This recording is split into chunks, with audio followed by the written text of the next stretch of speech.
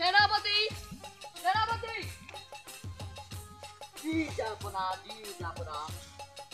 আমার রাজকুমার কোথায়? যাব না, দুটো হুজুর হরিণ শিকার করতে গেছে।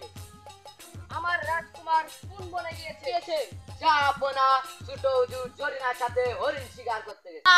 জরিনা, আমি সারা বন ঘুরতে ঘুরতে একটা হরিণ পেলাম না, বিশ্রাম নেই, চলো।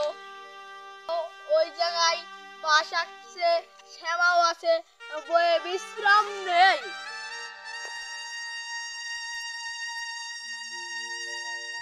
আলী, তুমি সারা বন ঘুরে একটা হরিণ পেলা না, তাও একটা হরিণ পাইছিলা, তাও ছেড়ে দিলা। আরে লাল 3 দিন ধরে আমরা ঘুরছি, আব্বা হুজুর জানি আমাদের জন্য চিন্তিত। চলো তাই তো। চলো আলী, এখন আমরা চলে যাই।